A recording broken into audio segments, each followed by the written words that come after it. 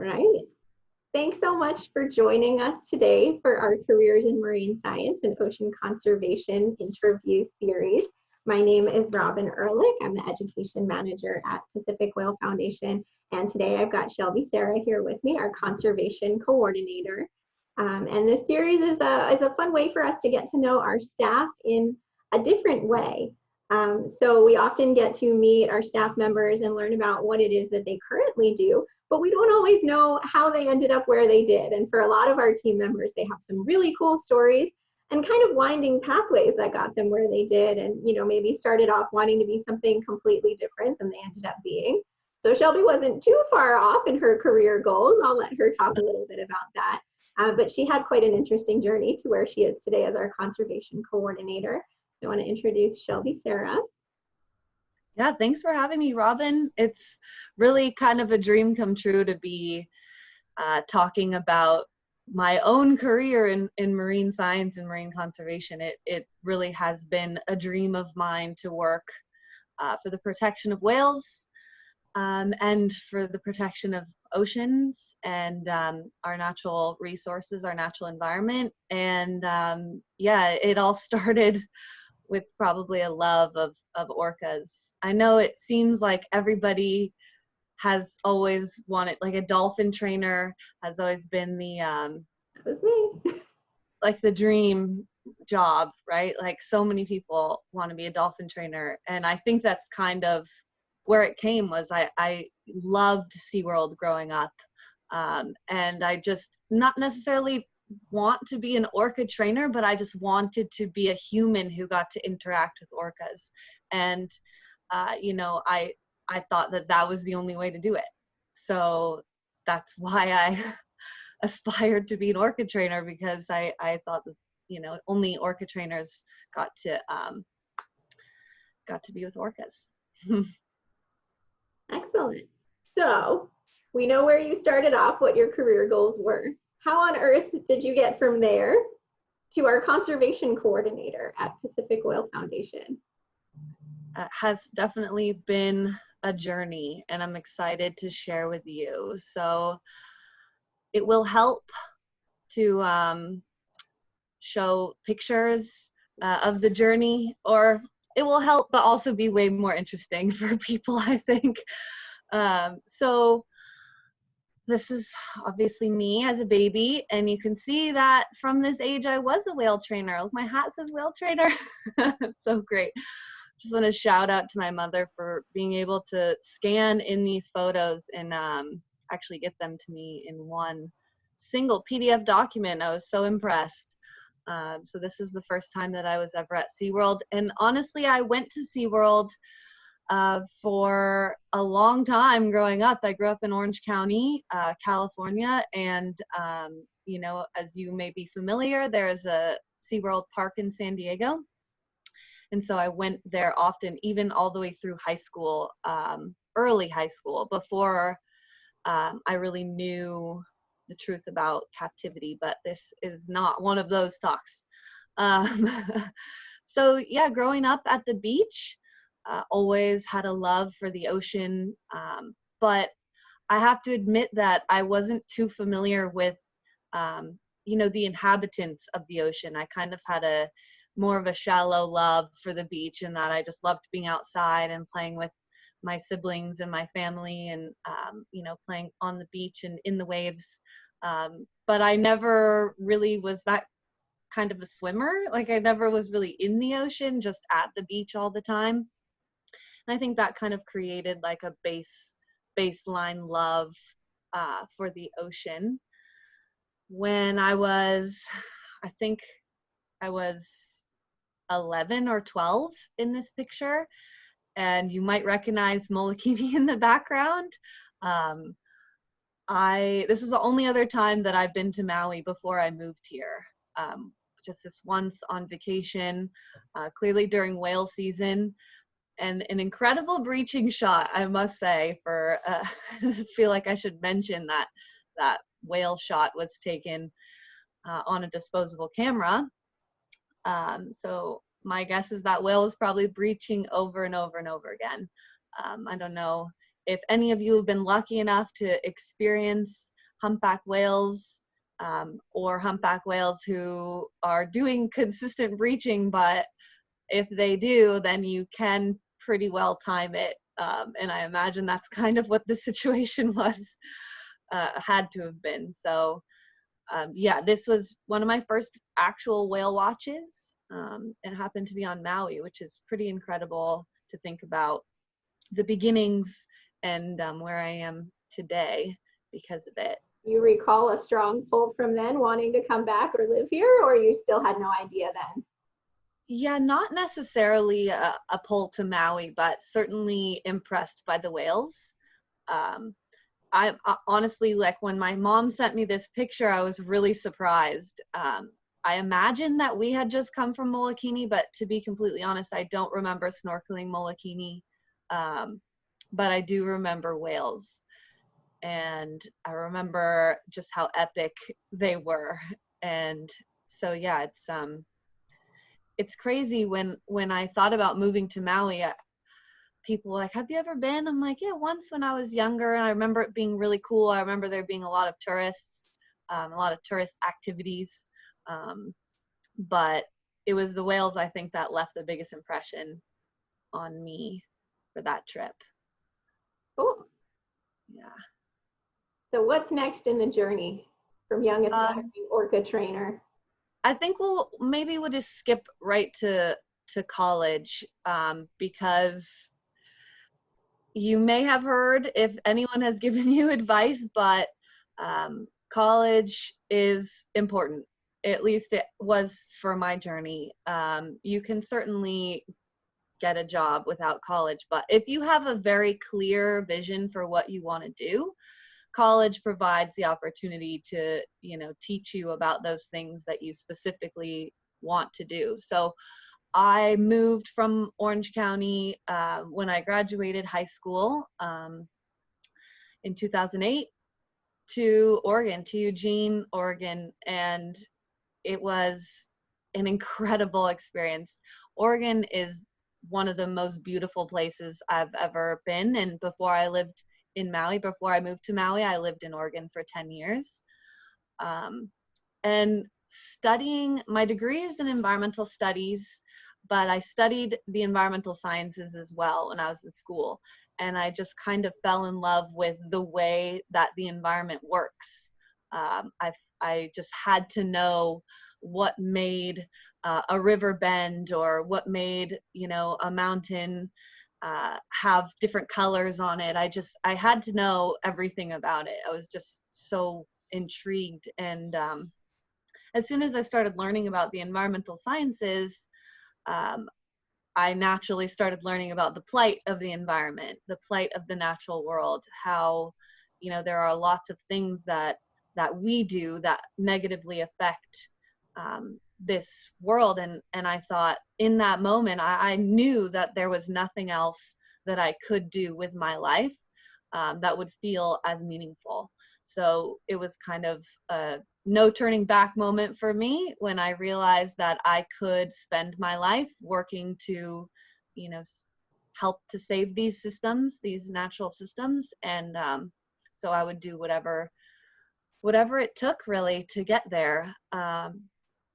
As you know, there are many things that you can do in the environmental field. And so I started exploring those a little bit. You can do restoration work. So I did an internship in college with a group called Nearby Nature, and they worked on educating, but also they worked on restoring. So you see this bridge in this picture. There was a big graffiti problem. So one of the things that we did was graffiti mitigation by creating artwork on the bridge so that people would be more averse to vandalizing it. And then, gardens and things like that, working to restore kind of the riparian zone along this Willamette River. And so the restoration work was kind of my first stop in deciding what it is that I wanted to do to help save the environment, or to work to save it. Immediately graduating college, I got an internship at the Oregon Coast Aquarium. So this was my effort in exploring the education facet of the environmental field, which as our education manager, you know, is incredibly important. And I kind of decided that it perhaps was the most important thing for me in affecting change. Because that's the question that we always harken back to, is how can I affect the most change? And I really found that education was kind of the way. So I was an education intern at the aquarium, and I gave presentations with our marine mammals, with our birds, with our, you know, jellies. The octopus encounters were probably my absolute favorite. Got to take people behind the scenes and interact with our giant Pacific octopus, feed it, you know, touch it, feel its suction cups. It was incredible. Learning about the octopus intelligence was amazing. Just a shout out to the sea lion pictured here that I'm kissing. That's Max. He is the largest male sea lion at the aquarium, and today's actually his birthday, oddly enough.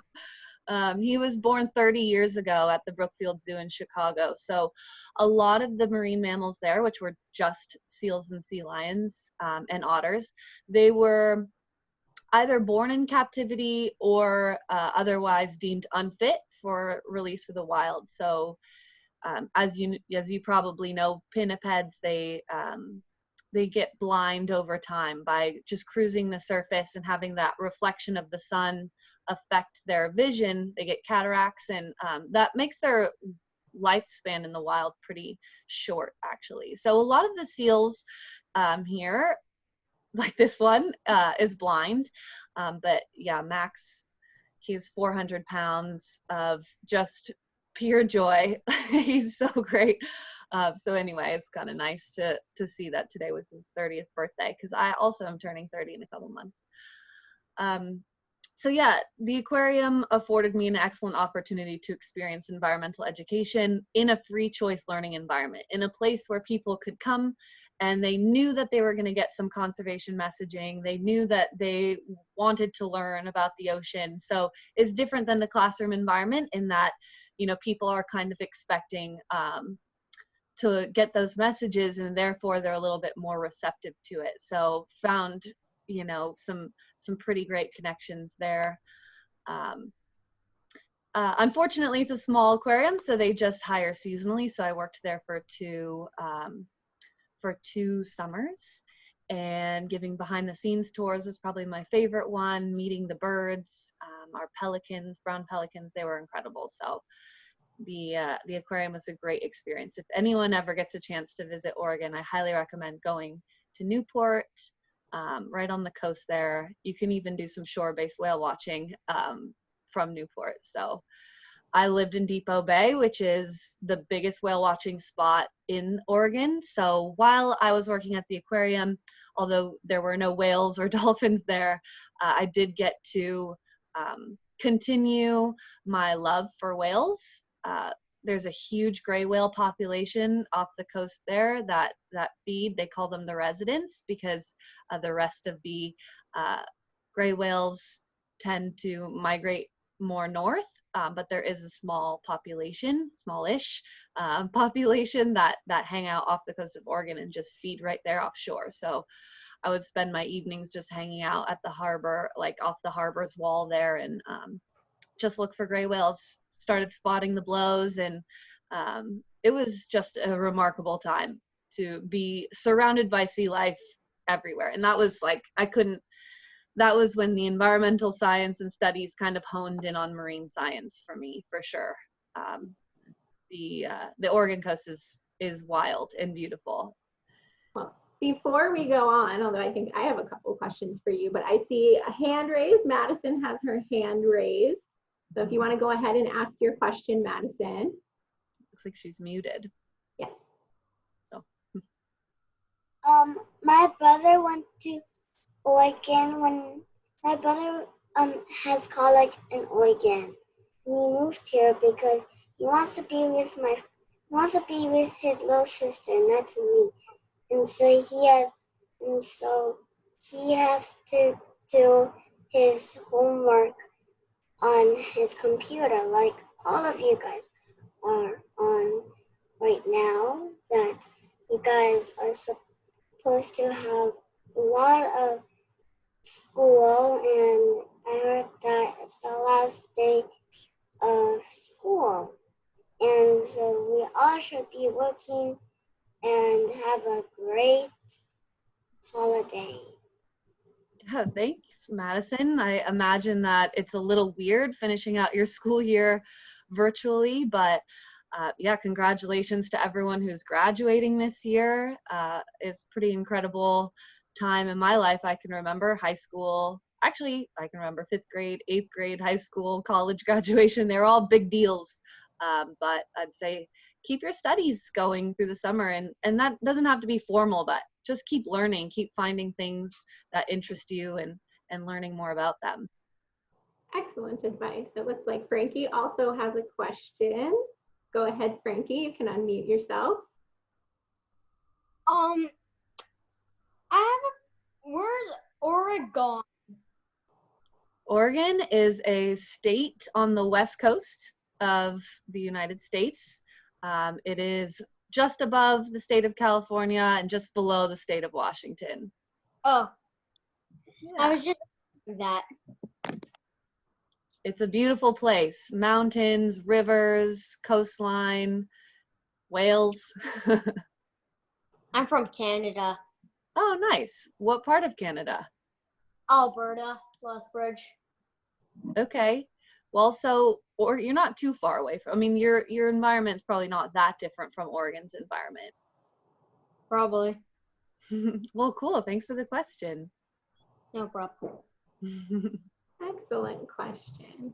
And so I think we've all probably seen that process. You've got a lot of ways to kind of get in touch with us. If you have a question for Shelby, you can use the webinar chat, you can use the Q&A, or you can raise your hand and ask a question if you like. Shelby, I was going to ask you, these experiences that you've mentioned so far, these internships, was it your university that told you about them, or how did you find out about these experiences? Actually, yes. The University of Oregon, depending on what program you're in, you're basically kind of looped into a community of people who have the same interests, and then outside organizations can reach out to the universities and say, hey, we have this internship opportunity that we think would be good for your environmental studies students. And so then it gets disseminated to the students in that way. So that's how I learned about Nearby Nature and also the Oregon Coast Aquarium.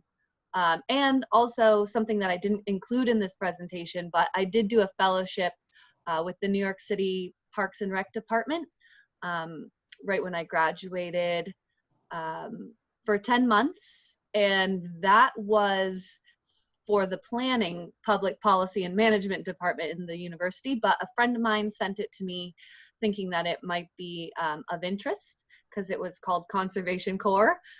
So I ended up working in New York City for 10 months, but I was doing the more technical facet of the environmental field. So I was doing energy reductions from a technical standpoint. So lighting surveys, building surveys, stuff like that. Not related to marine science, so I didn't include it here, but still a huge part of what made me realize that education was my preferred facet over the technical facet, even though, you know, HVAC maintenance is very important still for energy conservation. It just isn't my cup of tea. Yeah, that's really important to bring up because that's for those that are considering, you know, their career options. Sometimes, you know, you need to find out what it is you don't want to do to find out what it is you do want to do. And I always like to find, you know, how we find these experiences and how we end up where we do. It was an incredible experience, but I think more living in the city was a cool experience than the job itself. Excellent. Levi has a question for you. Levi wants to know why orcas are your favorite ocean animal. Oh, there's so many reasons. Probably the top reason is their intelligence. I'm just fascinated by how smart those animals are. They have their own languages. They plan hunting together, cooperative hunt, which takes an incredible amount of intelligence for all beings. I love their family structure. I love how tight-knit their communities are. And I love that they're all over the world and in all different ways. They're much like the humans of the sea in that they're widespread. They're the most widespread mammal, and also regionally they have different languages and different prey food and different hunting techniques. So they remind me a lot about humans, but I also feel like humans can learn something about orcas and their loyalties and things like that. There's no social media or anything to distract the orcas, so they're quite pure, I would say, when it comes to the comparison to humans. But yeah, it's their intelligence mostly that really gets me. Interesting. We don't always think about things like that. Let's see. It looks like Madison has a question, and I did see Frankie's hand up before, so I'll let Madison ask her question now, and then Frankie can put your hand up again if you have a question. Go ahead, Madison.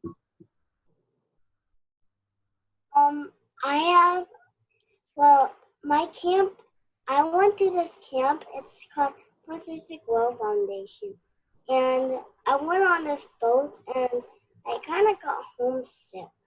But I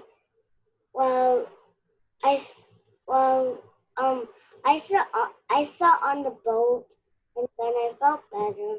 But then on the next boat, when I was trying to snorkel, and when I was ready to snorkel, I was snorkeling, and I saw these turtles.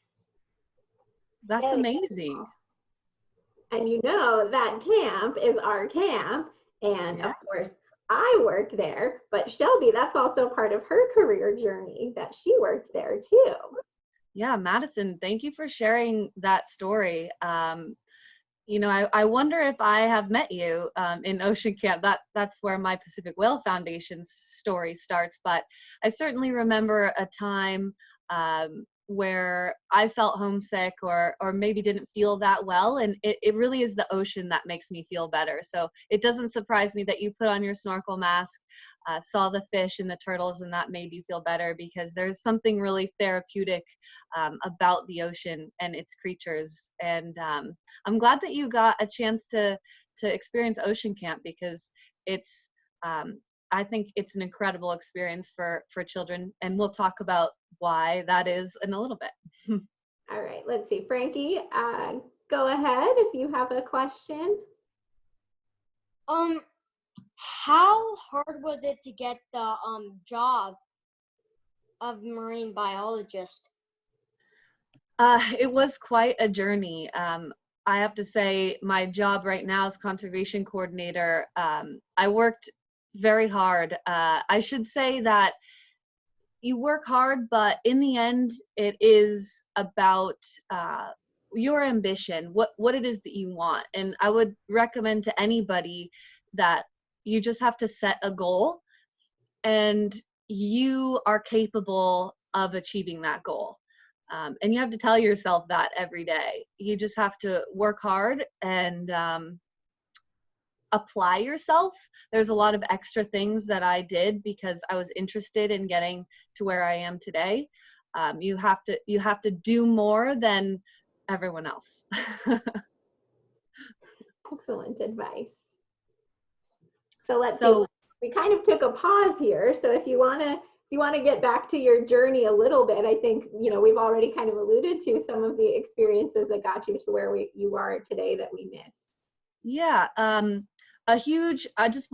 we don't have to talk too much about it, but I do want to briefly mention between the aquarium and being with PacWhale Foundation, I lived in Portland, and I was a preschool teacher for 2.5 years at a school called Lilac. And out of respect for these children and their families, I put their little smiley faces, but these pictures made me so happy. It was so nice to go through and be reminded about what it is that inspired me to love education so much. what led me to this school was that this is a nature-based education program.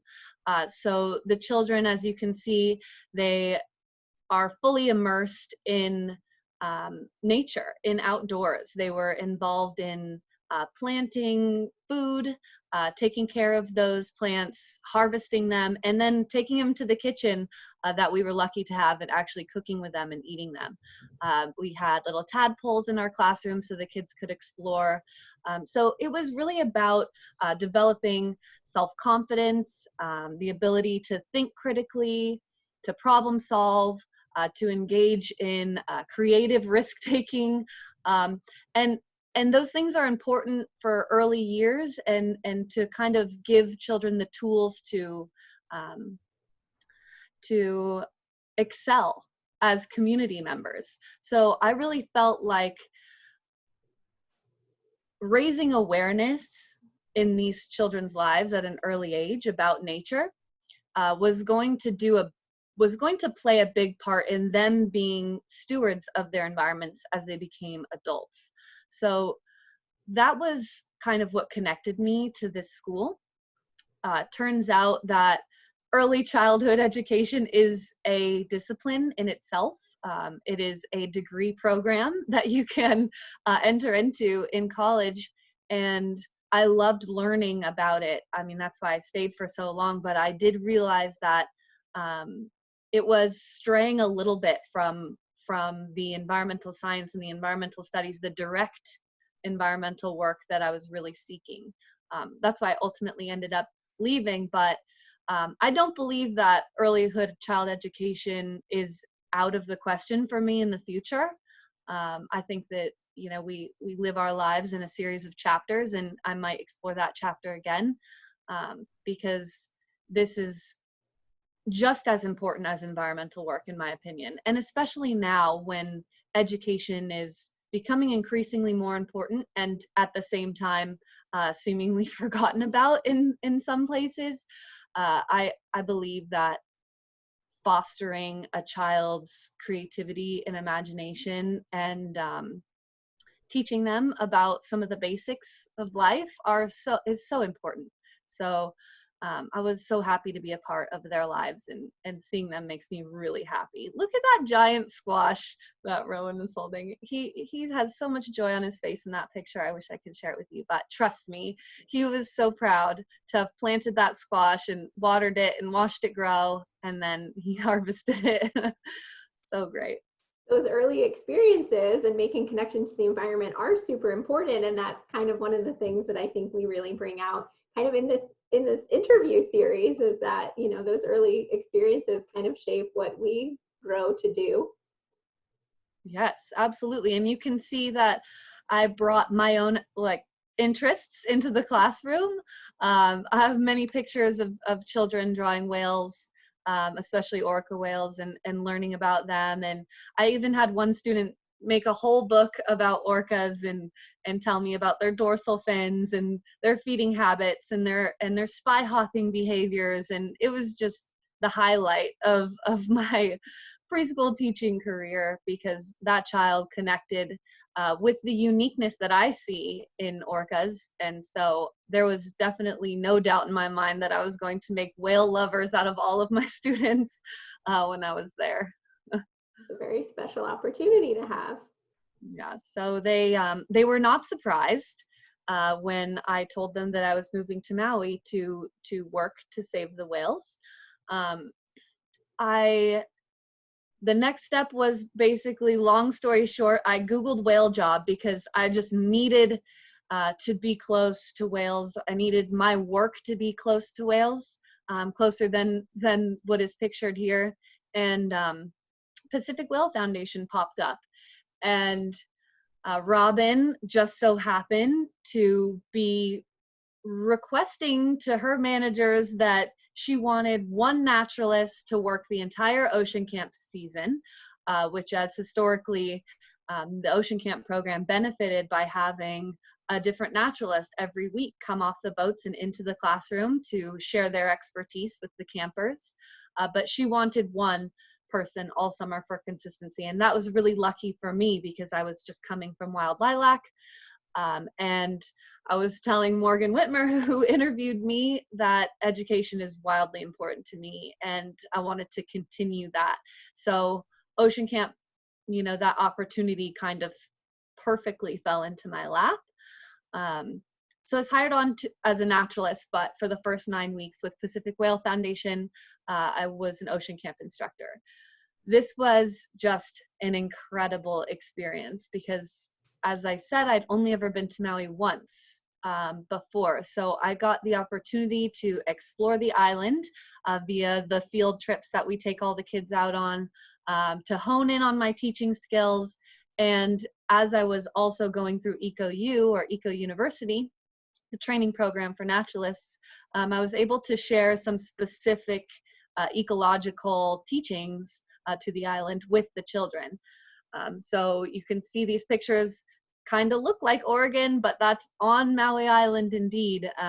We have incredible amount of microclimates on this island, and this is Hosmer's Grove that we got a chance to hike through, and then Dragon's Teeth, Kapalua Bay, snorkeling at Molokini, doing the submarine, which, you know, was less than ideal for me, but the kids loved it. I got a little claustrophobic in that moment, but like Madison said, just these campers sometimes had moments of sadness. They missed their families, or they were fearful of being in the ocean. But it's all about putting that mask on and looking at that entire other world beneath you and just feeling comfortable with it. It's almost an immediate comfort because you see these fish having these little interactions, or you see turtles, or just the colors of the reef. I mean, it really is so comforting to be in the ocean. And so thank you, Robin, for giving me the opportunity to be a part of Ocean Camp, because it sparked my love for Pacific Whale Foundation and for Maui. Well, thank you, Shelby. We were lucky to have you, and that consistency really did make a difference in our program. To be able to have the same team with the campers all summer long really made a difference, and that's the direction that we've gone with the program since then. Yeah, it was remarkable experience. And so as I was learning in EcoU and learning about the island, I was starting to be introduced to the other programs that Pacific Whale Foundation has to offer. Do you want to? Oh, sure. Yeah, Madison has a question. Go ahead, Madison. I want to be a marine biologist when I grow up. Yeah, cool. Sounds like you're on the right track right now. You've been coming to Ocean Camp, and you've been learning from all of our team members about the journeys that they've taken. I would say you're well on your way. Thank you. And, you know, the number one thing that you need is desire and passion. If you have passion for the ocean, there's no doubt in my mind that you'll end up working to protect it. Awesome. So what else, Shelby? So Closer. Yeah, so from Ocean Camp, as I was learning about EcoU, as I mentioned earlier, I was all about setting goals. That was kind of the way that I got to where I am today, was setting goals for myself. So learned about the research department and our Australia operations, and I just set a goal for myself. I said, my goal is to get hired as a research assistant during whale season. And I also have a goal to get into the Australia program. Pacific Whale Foundation, for a few years of our operations down there, sent naturalists from Maui to educate people for the whales there. But first, I was a naturalist. This was the job that I got hired to be from the beginning. And it is an incredible job. So for those of you who want to get into marine biology and be a marine biologist, such an incredible way to start, because you're out there on the water, you're working to actively protect. I mean, we pulled this like 1,000-pound net out of the ocean. It took a lot of us to pull it out, as you can see.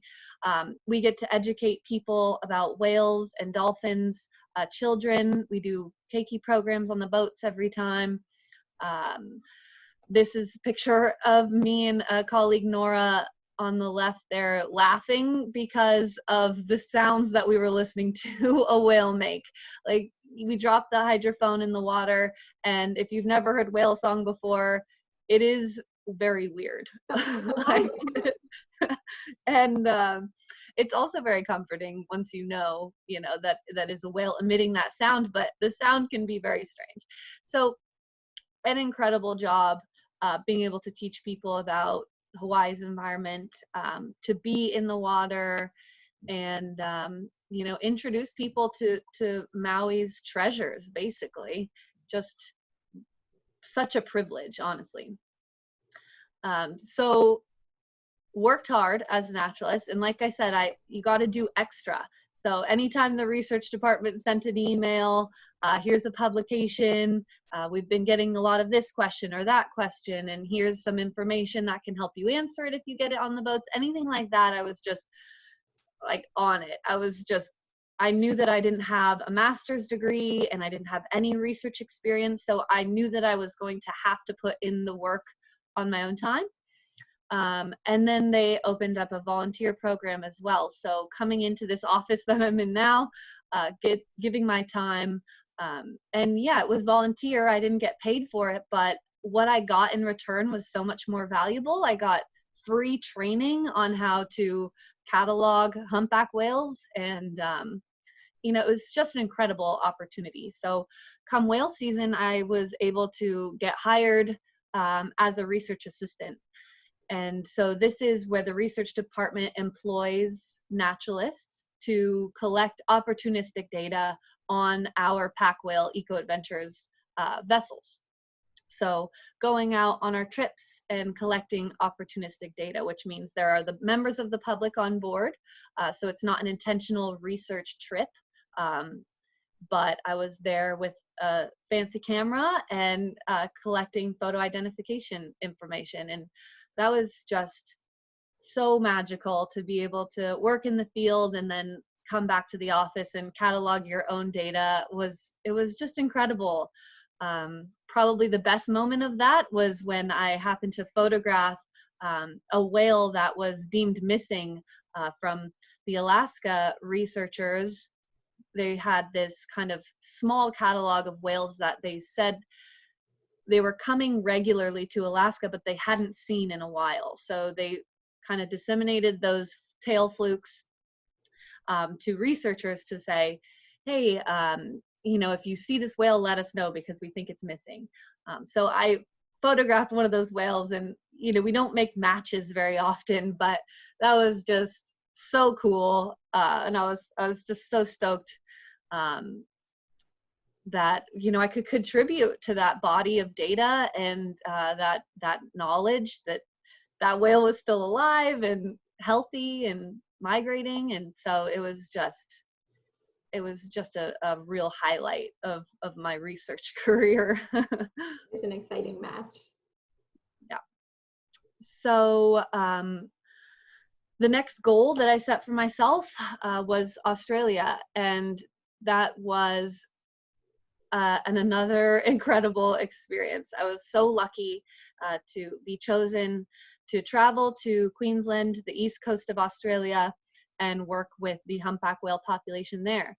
And much smaller operations down there. So I was involved in retail, in education, outreach, marketing, naturalizing, of course, education, and then our incredibly interesting swim with whales research.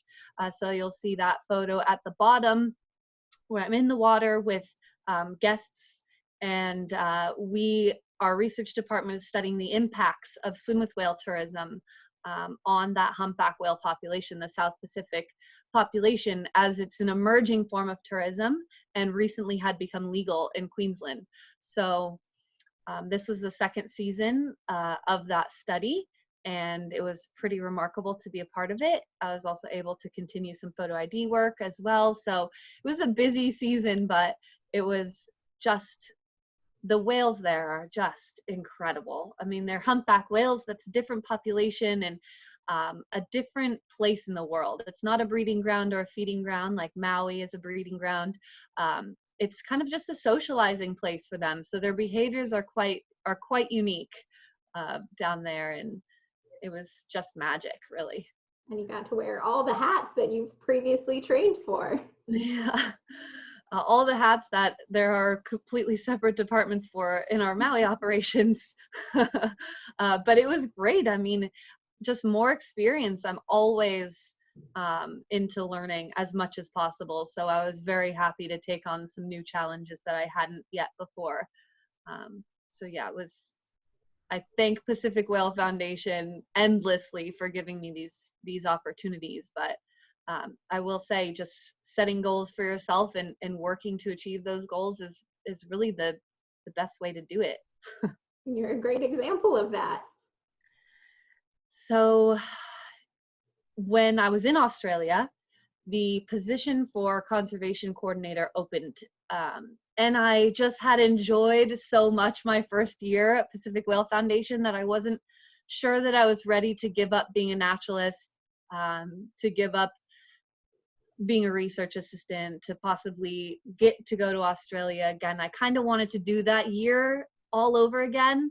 But I knew that if I didn't apply, if I didn't go for a conservation coordinator, that I would be mad at myself, that I would say, Shelby, you've been waiting for this. You've been waiting for a position to really get in the weeds of Pacific Whale Foundation's nonprofit work. So I was very, very grateful for that opportunity to pop up. And, you know, oh, these are some other animals in Australia. It wasn't just whales that I fell in love with there. It's just anywhere you go, the natural environment and the animals, they can just remind you of the work that you're doing. These are humpback whales at the bottom, of course, but the other whale tail, I wonder, maybe I'll just broadcast that as a question. And if anyone knows what tail fluke, what animal that might belong to, then you can put it in the chat box.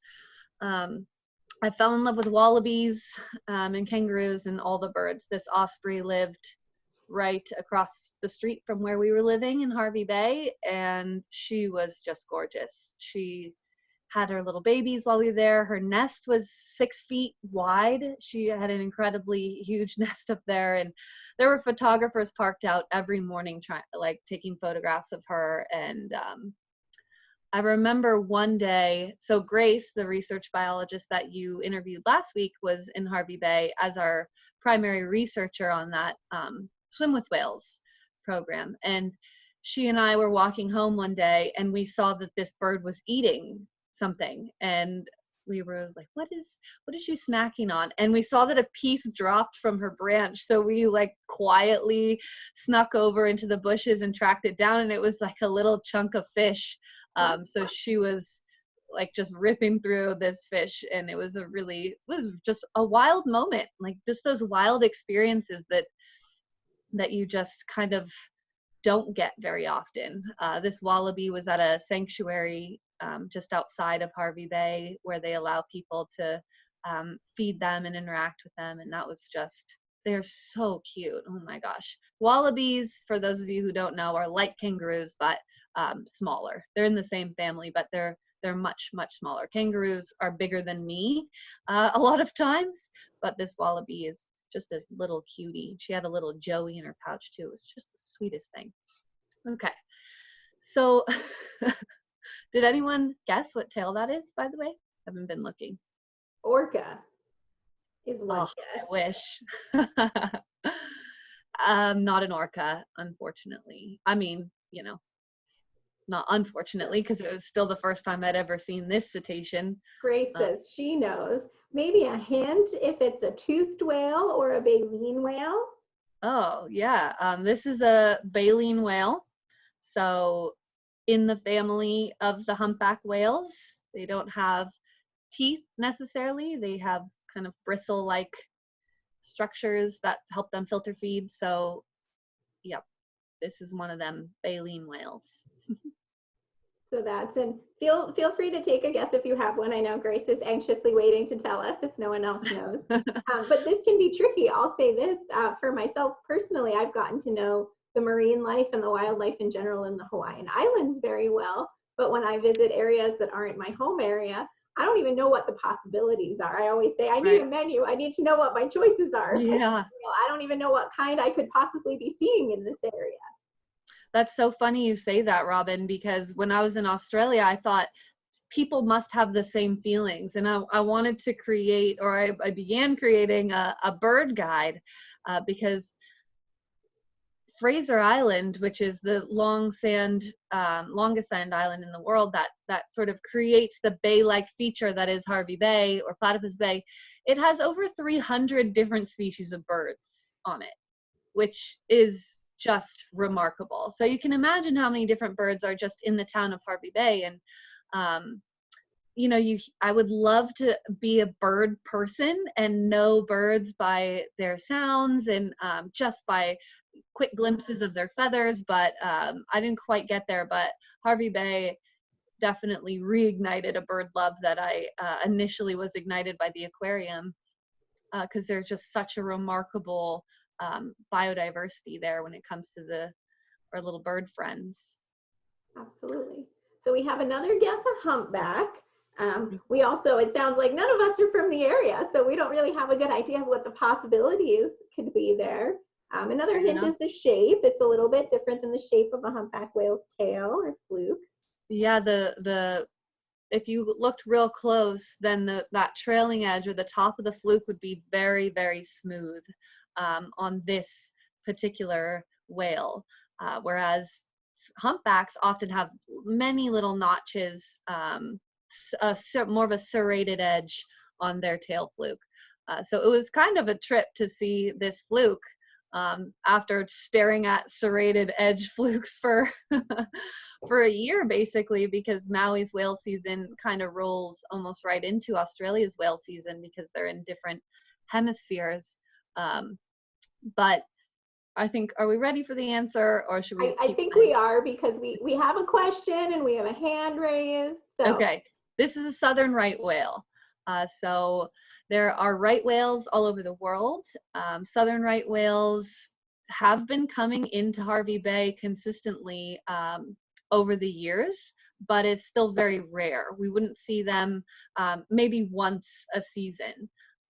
So they're pretty incredible. They are identified by these huge kind of rough patches on their heads called callosities. So we were able to photograph this whale's head when we were out on the water and get clear identification shot by a different research group in the area that we sent our photo to. So it was an incredible experience for everyone on the boat. No one had ever seen a right whale before. And it was kind of hanging out with a humpback. So it was interesting to see that interspecies interaction between the two. They're kind of swimming along with each other. I like to think they were just like, who are you? Why are you here? We're hanging out. And then there's like, you know, just socializing. It was cool to be a part of that whale social moment. Absolutely. All right, I have my Q&A open here, and Frankie wanted to know if you saw the baby wallaby. I did. Oh my gosh. I wish I would have added that the picture for you. You can maybe see it peeking out there, unless that's something else in the photo. Yeah, I think you can see the face peeking out. But oh my gosh, just the cutest little face. If Frankie, if you want to email me, I would be happy to send you that picture because it should not be left unseen. It is just the sweetest thing. And this mom was so trusting with her baby. I was surprised because typically moms, at least in the case of humpbacks and orcas, moms are very important part of their baby's life, and they're very not trusting of people. They tend to keep a very great distance between humans and their babies. So it was a cool experience. Excellent. All right, Madison has had her hand up for a while. So Madison, if you want to go ahead with your question. My mom wants to know if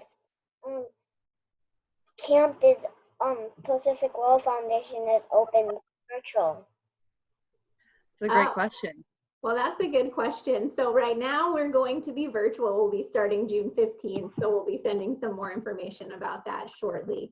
And we'll keep monitoring the situation to see what's going on. Oops, sorry, didn't mean to cut you off so quickly, but yeah, thank you for that question. That was a great one. Frankie, you have a question, go ahead. On a scale of 1 to 10, how cute was the baby wallaby? 13. Excellent. Off the charts cute. Off the charts. So very, very cute. Robin, if we don't have any question immediately, I think now might be a good time. I still want to talk about my current position and what I do, but piggybacking off of, you know, wild experiences, I want to share a video with everybody of the first time that I saw orca whales. And I was lucky enough to have seen them from land, and they came very, very close to where I was. So you'll have to forgive the quality of the video, but you can still see me and the orcas, and that's the point. So I want to share with you guys now. This was 3 years ago off the coast of Washington State. There are a number of islands. Frankie, you might be familiar with the islands off the west coast of your country, Canada, but these islands kind of blend with those a little bit, and it's a critical habitat for the southern resident population of orca whales, who are endangered, critically endangered at this point, due to a number of threats, but including prey depletion and noise as well from boats, which is part of the reason why I elected to watch them from shore. So this is a video, and I'm really excited because the moment makes me very happy. Another example of those. I apologize for the quality, but I think that a point will get across anyway. Yes. Another example of the early experiences that shape the direction that you travel and your interests. So that's me. And that's J-Pod.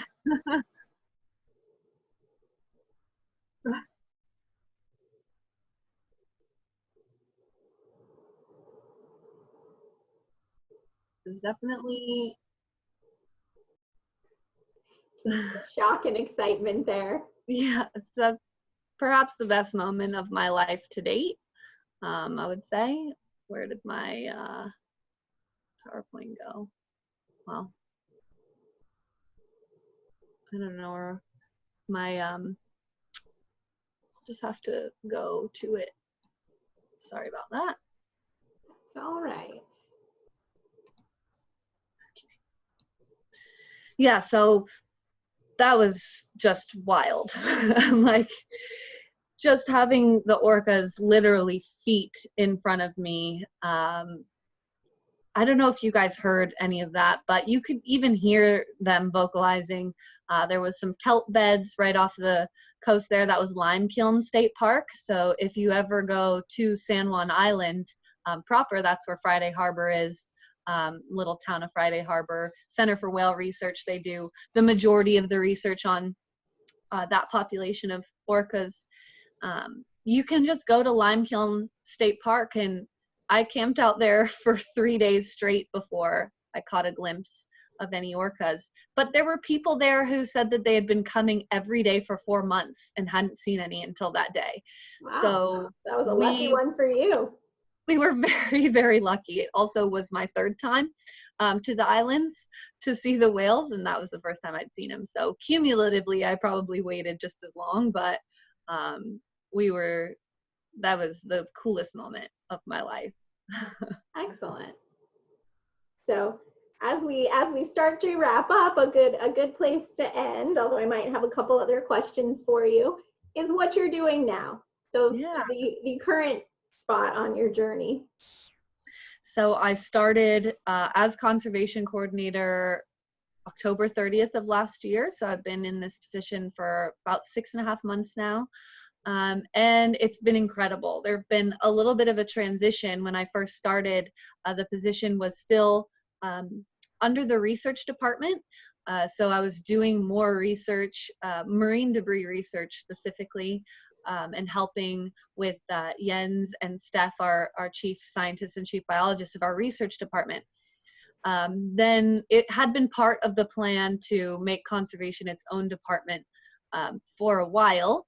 So that transition happened a few months ago, where conservation is now its standalone department, which means that it kind of is afforded the opportunity to establish itself and decide what it means to be conservation at Pacific Whale Foundation. So right now we are learning more about policy advocacy. So that basically means that we are applying what we know with our research to meaningful legislation.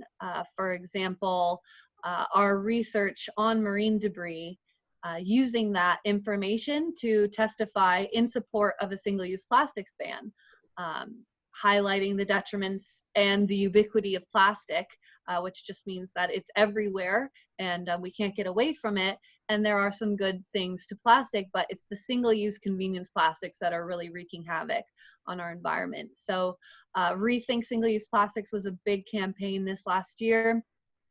So just educating people about those detriments and teaching them ways that simple, small, easy ways that they can make changes in their lives that will better the environment. These other pictures here are some of our incredible partners that we have with our volunteer program. So essentially, for some reason we're not seeing it. We're still seeing before you started a slideshow. Oh, wait. Okay, now we see there. Oh, now we see us again. Okay, I was just trying to. Can you see? We see the correct slide now, but not in a slideshow format. But I think we can see the images there. You don't see it like presented? Nope, not at the moment. Okay, you just see it in PowerPoint. Yes. That's weird. Okay. Well, what should I do? That's okay. We can finish telling us about that. We'll wrap up. Maybe we have a couple more questions. Okay. Well, I was talking about our volunteer partners. So essentially part of our mission at Pacific Whale Foundation is to inspire environmental stewardship.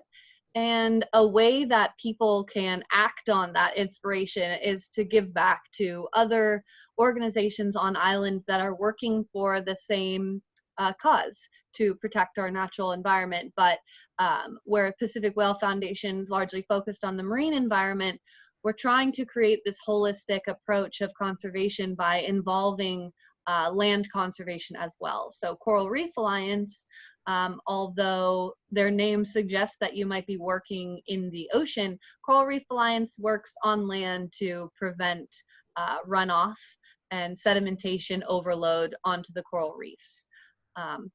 So Sierra Club, Moana Kauai, Hawaiian Island Land Trust, they're all just these incredible organizations that people can get involved in and give back by doing land restoration or runoff mitigation or anything like that. So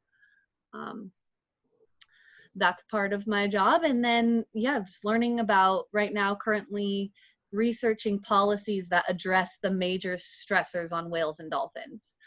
So entanglement, bycatch, climate change, sustainable whale watching. So we are working to figure out which policies are currently in place and how we can help, you know, hopefully implement policies to protect whales and dolphins. Excellent.